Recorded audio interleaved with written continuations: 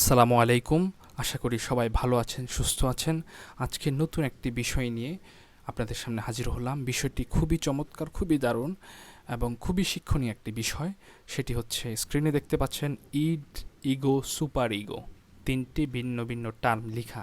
তো আপনার কাছে মনে হতে পারে এই জিনিসগুলা শেষ দুইটা সম্পর্কে তো আমরা জানি বুঝি, কিন্তু আসলে আমরা অনেকেই ব্যাপারগুলো সম্পর্কে জানি না। এটা সিগমন্ড ফ্রয়েড নামে একজন দার্শনিক, মনস্তাত্ত্বিক, উনি হচ্ছে এই ব্যাপারটা ব্যাখ্যা করেছেন। আসলে একটা মানুষের স্বাতন্ত্রিক কিছু বৈশিষ্ট্য থাকে, তো একটা মানুষের মধ্যে এই জিনিসগুলো বিরাজমান থাকে। ইড, ইগো, সুপার ইগো, এগুলো যদিও পরিবর্তন, পরিমার্জন, সংশোধনযোগ্য, এটা অবশ্যই পরিবর্তন করা যায়। তো এই জিনিসগুলো আসলে কি, সেই জিনিসটা আমরা আগে জানবো, তারপর আপনি নিজেই সিদ্ধান্ত নিতে পারবেন আসলে এই জিনিসগুলা কিভাবে আপনার মধ্যে কাজে লাগে বা কিভাবে আপনার মধ্যে বিরাজ করছে। তো শুরু করা যাক। ইট জিনিসটা কি? ইট হচ্ছে আপনার মন যা চায় সেটাই হচ্ছে ইট। আপনার মন যেটাই চাবে সেটাই হচ্ছে আপনার, সেটাকে আমরা বলব ইট। যখন যা চাবে আপনার মন সেটাই ইট। দেন যদি আমরা যাই ইগো, ইগোটা কি? মধ্যস্থতা অবলম্বন করা। আপনার মন একটা জিনিস চাচ্ছে, কিন্তু সেটা হচ্ছে ইট, কিন্তু যখন সেটার মধ্যে আপনি কম্প্রোমাইজের ব্যাপারটা নিয়ে আসবেন তখন সেটা হয়ে যাবে ইগো। এখন যদিও ক্লিয়ার হচ্ছে না, কিন্তু আমাদের পরবর্তী ধাপে যখন আমরা যাব আমরা বুঝতে পারবো। তো চলুন পরবর্তী টার্মটা জানা যাক। Super ego. সুপার ইগোটা কি? করবই না, উহু করবই না, বেহুদা। অর্থাৎ ধরেন আপনার মন যেটা চাচ্ছে সেটা হচ্ছে ইট।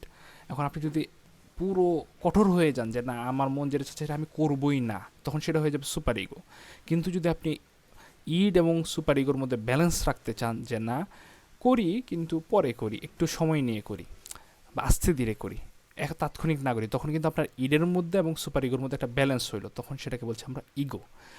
তো কারণ ইগোটা হচ্ছে মধ্যস্থতা অবলম্বন করা বা কম্প্রোমাইজেশনের ব্যাপারটা আসে। দেন যদি আমরা এখন এক নজরে দেখি, কি ইড মানে হচ্ছে মন যা চায় তা করা, আর সুপার ইগো হচ্ছে একেবারে পুরো 180 ডিগ্রি অ্যাঙ্গেলে ঘুরে গিয়ে না, আমি এটা করবই না। ইডের একেবারে সম্পূর্ণ বিপরীত। ইড হচ্ছে চাচ্ছে, আর সুপার ইগো হচ্ছে একেবারে করবই না, আপনি জেদ ধরে ফেলছেন। আর ইগোটা কি? যে না, মধ্যস্থতা অবলম্বন করবেন। ইড এবং সুপার ইগোর মধ্যে একটা ব্যালেন্স রক্ষা করা। তো উদাহরণ দেখলে আমরা এই ব্যাপারটা ক্লিয়ার হয়ে যাব।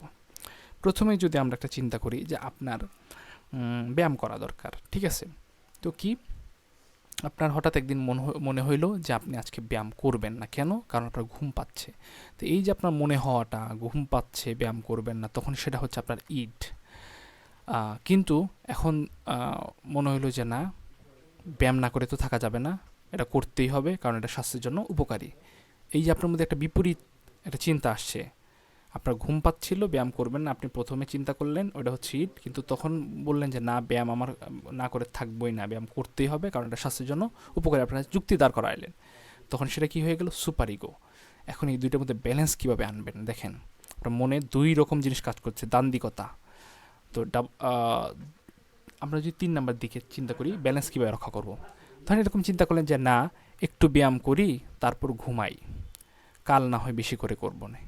দেখেন আপনি কি, আপনার যেহেতু ঘুম পাচ্ছিল, ব্যায়াম করতেন না, আপনার একটা প্ল্যান ছিল, পরে আবার বললেন যে না, ব্যায়াম করতে হবে। কিন্তু এই দুটোর মধ্যে ব্যালেন্স কীভাবে আনলেন? যে না, একটু ব্যায়াম করি তারপর ঘুমাই, আবার কালকে একটু বেশি করে আপনি ব্যায়াম করে নিলেন। এই যে দুইটার মধ্যে ব্যালেন্স আপনি আনলেন, সেটা হচ্ছে আপনার ইগো।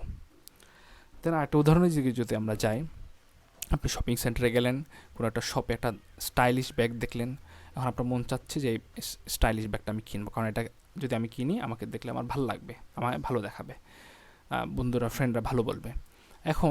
এখন চিন্তা করলেন, কিরে না না না, এই ব্যাগ যদি আমি কিনে তাহলে আমার প্রচুর টাকা নষ্ট হবে, প্রচুর টাকা নষ্ট করবে, এর থেকে আমি টাকাটা কী করি, সেভিংস করি, এটা ভালো। তো আপনি কী করলেন, একেবারেই বিপরীতমুখী হয়ে গেলেন। তো এটার মধ্যে ব্যালেন্স করবেন কীভাবে?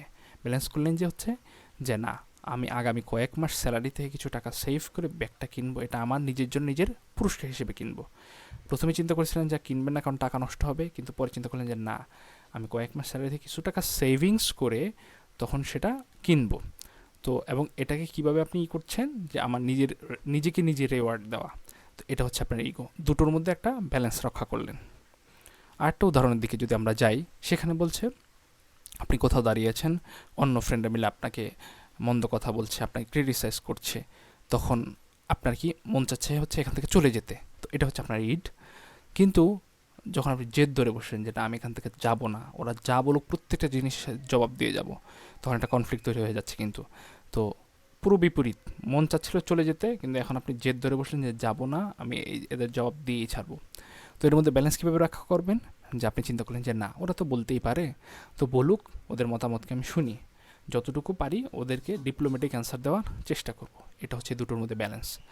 তো আশা করছি ইড, ইগো, সুপার ইগো এই তিনটি সুন্দর ইন্টারেস্টিং টার্ম সম্পর্কে আপনার ভালো জেনেছেন এবং এটা আসলে উপকার হবে। এখন আপনি প্রশ্ন করুন নিজেকে, আসলে আপনার মধ্যে ব্যালেন্স কীভাবে রক্ষা করেন, এরকম কিছু উদাহরণ আপনি আপনার কাছ থেকে আমি আমি আশা করছি যে আসলে আপনি ইড, ইগো, সুপার ইগোর মধ্যে ব্যালেন্স কীভাবে রক্ষা করেন নতুন সুন্দর সুন্দর উদাহরণ থেকে আপনার পক্ষ থেকে কমেন্ট বক্সে আশা করছি। নতুন কোনো ভিডিওতে আপনাদের সাথে দেখা হবে। ভালো থাকবেন, সুস্থ থাকবেন, আল্লাহ হাফেজ।